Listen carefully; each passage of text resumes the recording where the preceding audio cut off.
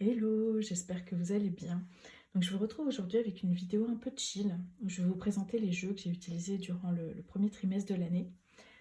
Donc il y en a une petite dizaine, mais avant de commencer, j'aimerais d'abord partager avec vous une petite réflexion voilà, qui j'espère vous parlera.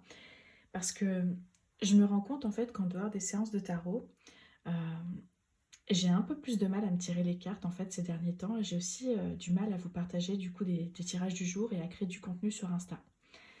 Alors, au-delà d'un certain ras-le-bol aussi que je peux avoir des réseaux sociaux en ce moment, je traverse aussi une période un petit peu plus lente, plus d'intégration. Et j'ai pas forcément envie d'être saturée de messages. J'ai vraiment besoin en fait de faire du vide pour gagner en clarté et vraiment trouver en fait les réponses en moi. D'ailleurs, je trouve que c'est un sujet qui est peu abordé concernant nos pratiques. C'est vraiment ces périodes de vide, soit parce qu'on manque d'inspiration, de motivation ou d'envie, ou soit parce qu'en fait on en a juste besoin. Et ça peut aussi être en lien avec une certaine fatigue, donc une fatigue en général, hein, ou plus spécifiquement aussi celle de la performance. Parce que c'est vrai que sur les réseaux sociaux, mais la société en général, hein, on nous demande en fait de nous démarquer sans cesse, de prouver qu'on est incroyable, que nos idées sont géniales, qu'on sait s'adapter et utiliser en fait toute l'inspiration qui se trouve autour de nous pour en faire aussi un produit qu'on va vendre par la suite. Et, euh, et c'est épuisant. C'est épuisant parce que on n'est pas fait pour être des gens incroyables, toujours au top du top, quoi. Pour être honnête avec vous, par exemple, créer du contenu m'angoisse et m'épuise souvent. Déjà, bon, parce que j'ai aussi une maladie chronique qui me permet pas voilà, de créer autant que je le souhaiterais. Mais aussi et surtout, en fait, parce que le réel plaisir que j'ai, en fait, c'est vraiment de tirer les cartes pour vous, voilà, dans le cadre d'une séance de tarot. C'est là que je me sens le plus épanouie, que quand je vous écoute, quand on échange, quand on essaie en fait de démêler des problématiques et trouver aussi des pistes hein, qui peuvent vous aider dans votre cheminement. C'est euh, c'est vraiment là en fait que je me sens le plus utile. C'est pas en fait dans un poste qui va être noyé sous les vagues de l'algorithme hein, et que vous aurez aussi vite oublié quoi. En plus, je me rends compte aussi qu'avec le temps, ce que j'écris ne me plaît plus. Alors, soit parce que ma vision du tarot a évolué, ou tout simplement parce que moi-même j'évolue et que je me sens plus du tout alignée avec ce que j'ai pu écrire dans le passé. Et je sais que c'est pas quelque chose de mal en soi, mais je me questionne vraiment en fait sur la pertinence de garder ces anciens postes. Et pourquoi est-ce que je m'autorise si peu en fait à me réinventer comme si c'était quelque chose de négatif. Euh, Parce que soit ça viendrait prouver une certaine inconstance de ma part, alors que le réel échec, hein, si échec il y a, et est-ce que ce serait pas en fait plutôt de rester bloqué dans une situation en fait qui m'empêche d'évoluer quoi. Tout ça pour dire qu'on a le droit de ralentir nos pratiques, déjà pour prendre le temps d'intégrer et de digérer les enseignements, et je dirais même qu'on a le devoir de laisser reposer nos pratiques, de les mettre vraiment de côté de temps en temps et de s'autoriser en fait à vivre, mais sans chercher en fait un sens ou une réponse dans les cartes. Et ça me fait aussi penser aux 4 d'épée. C'est le repos en fait comme acte révolutionnaire d'amour pour soi, ne rien produire. Donc c'est vraiment se déprogrammer en fait de cette culture néolibérale hein, qui attend de nous toujours plus, de réclamer cet espace pour soi, pour dormir, pour rêver. Et ce temps en fait il est essentiel. Il l'est d'autant plus quand on se sent perdu et aussi confuse. Et il y a quelques années maintenant, lors d'un rendez-vous en fait avec une ostéo, elle m'avait donné l'exemple de la boule à neige. Lorsqu'on la secoue, en fait, les flocons sont en suspension dans la sphère, hein, et quand on la repose, ils retombent. Et c'est un peu comme ça que je vois le 4 d'épée. C'est vraiment prendre le temps en fait de laisser retomber les flocons et les penser pour retrouver en fait un ciel dégagé. Tout ce que je vous dis là fait écho aussi au tirage du mois d'avril et j'espère qu'il vous parle. Et je vais enfin passer à la présentation voilà, des tarots et des oracles que j'ai utilisés du coup durant le premier trimestre de l'année. Alors le premier que j'ai envie de vous présenter, c'est le Apparition Tarot de Mary Evans. Donc j'adore ce tarot. Vraiment, ça fait un peu plus d'un an que je l'ai maintenant. Et c'est vraiment en fait un coup de cœur Pourtant, en termes d'illustration, c'est pas forcément ce que je préfère, mais j'aime beaucoup en fait le choix des couleurs. Et je trouve qu'en fait, il a une vibe d'hôtel, donc A-U-T-E-L. Hein. C'est c'est fait vraiment, enfin voilà, c'est des cartes en fait qu'on pose, qu'on contemple, avec lesquelles on médite. Et, euh, et je le trouve en fait très juste et efficace. La qualité des cartes, elle est vraiment top en plus. Et même si les cartes, elles sont un petit peu grandes, j'ai vraiment rien de négatif à dire en fait. Je l'ai d'ailleurs utilisé pour les tirages collectifs hein, que vous pouvez retrouver sur la chaîne. En fait, il fait partie vraiment des tarots que j'ai le plus utilisé courant 2023 et en ce début d'année. Ensuite, j'ai commandé l'oracle Season of the Witch, illustré par Tiana Lukovic en fin d'année. J'ai également la version en fait automnale que j'ai utilisée de août à novembre. Et je suis en fait cette illustratrice depuis un petit moment déjà. Voilà, j'aime vraiment beaucoup ce qu'elle fait. Et quand j'ai appris qu'elle avait fait une collaboration pour en fait cette série d'oracles, je pouvais pas passer à côté quoi. En plus, c'est une illustratrice qui vient aussi des Balkans. J'avais vraiment à cœur aussi de soutenir son travail. Donc les illustrations, elles sont vraiment très douces. Et pourtant, c'est un oracle qui est loin d'être cheesy, hein, je trouve. Après, je suis un petit peu moins fan des interprétations des cartes dans le livret. Je trouve que les notions en fait du soi supérieur qu'on retrouve hein, régulièrement entre autres, c'est pas forcément quelque chose qui me parle. J'ai aussi relevé quelques trucs qui me font un petit peu tiquer, mais bon, en général, je survole le message et puis je me laisse surtout inspirer par l'image, quoi. Le troisième, c'est celui-ci de Tricia Murray. Donc, je vais pas prononcer le titre de l'oracle parce qu'honnêtement, je vais juste massacrer voilà, le titre, donc on va éviter.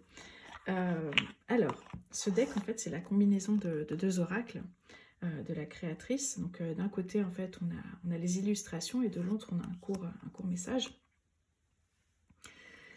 Alors, pour être tout à fait honnête, j'adore cet oracle, mais parfois, j'ai un petit peu du mal à comprendre le lien entre le message et les dessins. Bon.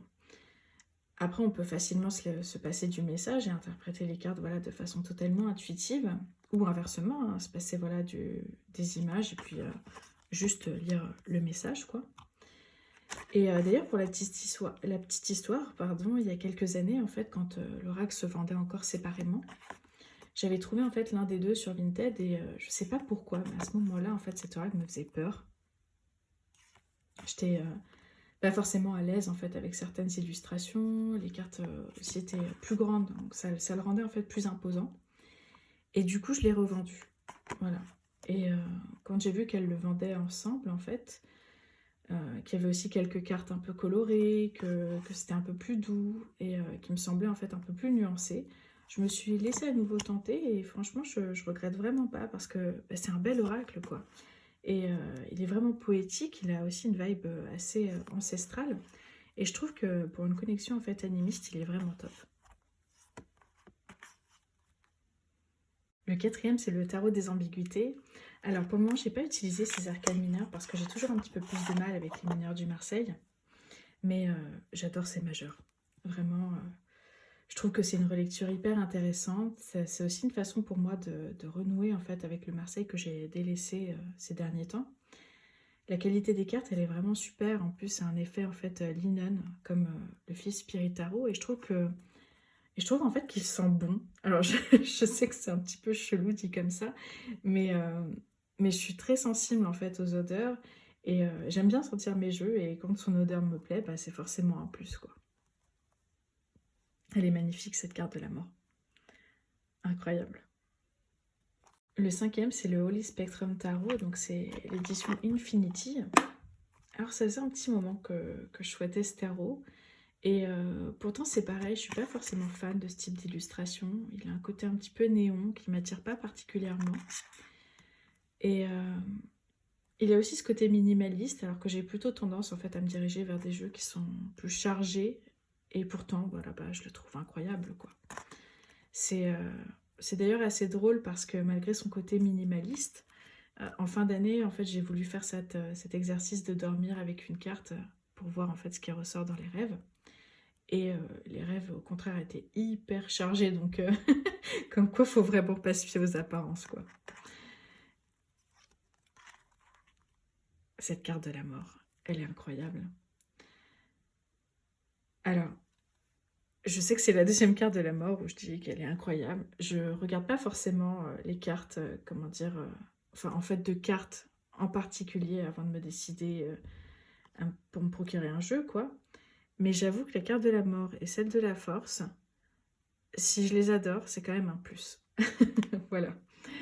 Sinon, à part ça, j'ai vraiment pas grand-chose à en dire. Si ce n'est que lui aussi, je trouve qu'il sent bon. Voilà. Et on finit forcément sur la carte de la force. Le sixième jeu, c'est l'Oracle Fabuleux, donc d'Émilie Chazéran et Emmanuel Houdard. Alors, c'est un jeu que j'ai gagné en fait lors d'un concours organisé par la ville Brûle. Donc, c'est la maison d'édition qui organisait voilà, des petits concours avant Noël. Et j'étais super contente parce qu'en fait, déjà, c'est quand même rare de gagner un concours. Hein, et puis, surtout parce que j'avais déjà cet oracle dans ma wishlist. Les interprétations, elles sont vraiment drôles, je trouve, dans le livret. Les illustrations, elles sont canon. Et la seule chose, en fait, que j'aurais à lui reprocher, c'est vraiment la qualité des cartes, quoi. Parce que je trouve qu'il est vraiment fragile. Sinon, c'est vraiment un chouette oracle. J'adore le combiner, en fait, avec des tarots, hein, comme je fais essentiellement dans ma pratique. Voilà, il permet toujours d'amener un focus sur le message d'une carte.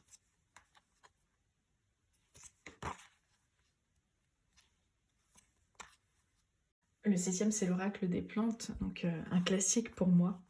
Ça fait presque 2 ans que je l'ai et vraiment je l'adore, quoi. Les illustrations de Victoria Dorsch sont sublimes. Le livret est vraiment bien écrit.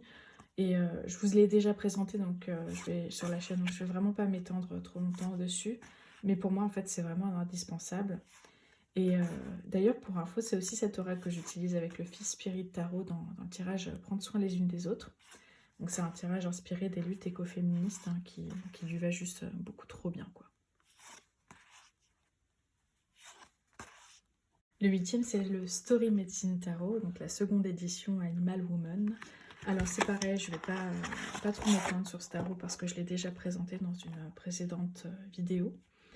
Et ce tarot est vraiment incroyable. Vraiment, il n'a pas de livret, mais il n'en a pas besoin, je trouve. Les images, elles sont tellement parlantes, tellement puissantes. C'est juste un de mes tarots favoris, quoi. Et la seule chose que j'aurais à lui reprocher, peut-être, c'est la qualité de la boîte, qui est vraiment pas terrible. Pourtant, je fais attention et tout, hein. Mais ce qui importe au moins, c'est la qualité des cartes. Pour le coup, elles ont ce côté un petit peu plastifié et fait linen, quoi. Et elles encaissent plutôt bien, en tout cas, voilà, le brassage avec le temps, quoi. Et les neuvièmes. Alors oui, je vous en présente 2 du coup, mais en vrai c'est dispensable parce que si vous me suivez, vous savez que je les utilise tout le temps en fait. Donc le White Fox avec ses illustrations beaucoup trop mignonnes que j'adore utiliser dans les tirages flash parce que il vient toujours préciser le message d'une carte de tarot, quoi. Et puis bien sûr le Fils Spirit Tarot qui est mon tarot favori, que j'utilise vraiment dans toutes mes séances tarot. Et d'ailleurs, j'ai enfin reçu le Gay Marseille Tarot. Et j'ai vraiment, vraiment hâte de me plonger dedans. Et je sens en fait que le Fils Spirit Tarot va devoir partager sa jolie place de favori avec celui-ci. Donc voilà, j'ai vraiment très très hâte. Je vous en reparlerai de toute façon dans une prochaine vidéo. Et j'aimerais terminer voilà, avec la présentation d'un dernier oracle qui est le Devdoula Oracle.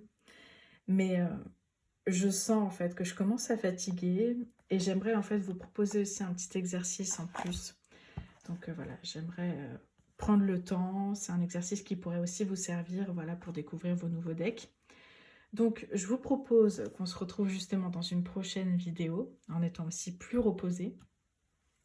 J'aurai aussi du coup l'occasion de vous reparler de l'atelier Tarot Théâtre que j'aimerais animer courant mai. Et voilà, j'espère que, voilà, que cette vidéo vous aura plu. N'hésitez pas voilà, à liker, commenter, partager et à vous abonner si vous en avez envie, si c'est le cas en tout cas. Et je vous souhaite une agréable journée ou soirée et je vous dis à très bientôt.